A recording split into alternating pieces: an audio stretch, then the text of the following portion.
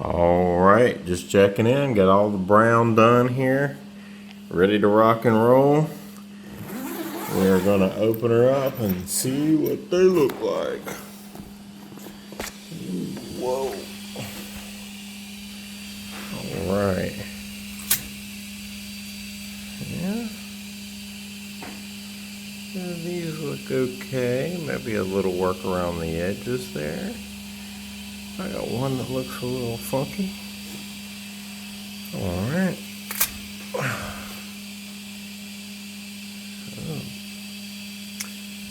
A little overlap on the bottom here. That's a little bit funky.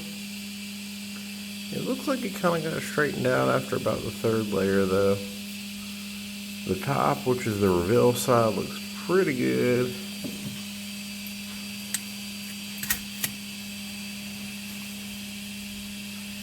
This one looks pretty good. Got that same little bit of an edge there.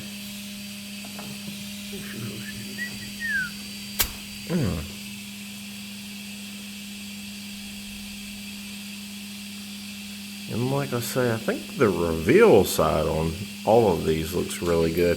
One thing, just as a little like a 3D printing thing here, for anybody who's just getting into it.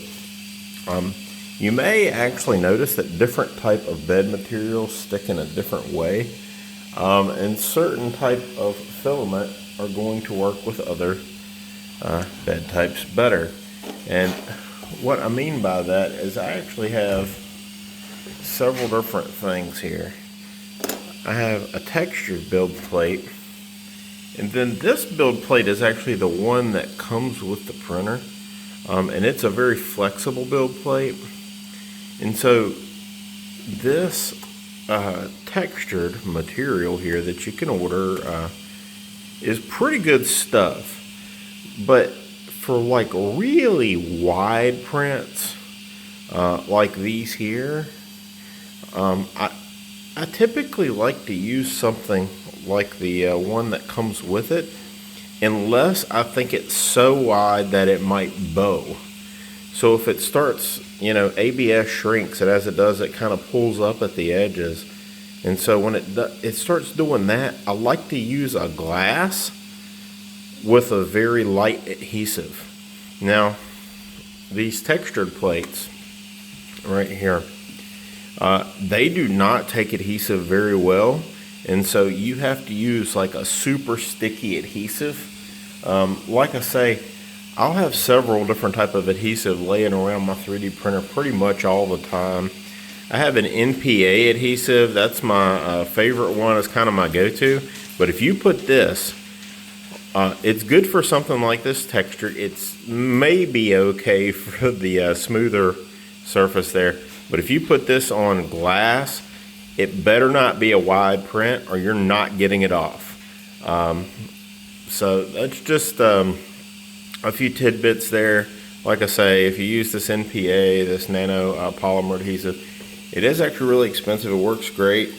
And that's what I had on this one when you just see me pull it off. You heard it had a little pop to it when the parts came off.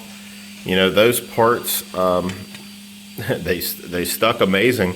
And the fact that this is a little bit flexible makes it pretty easy to remove those parts. But again, like I say, some of these parts here that I have would be totally fine for glass. But this one right here, this part right here is getting to the point where it's a little bit wide for me to use on glass with that nano polymer adhesive. And so if I was doing something this wide on glass, I would probably actually just use plain Elmer's glue stick.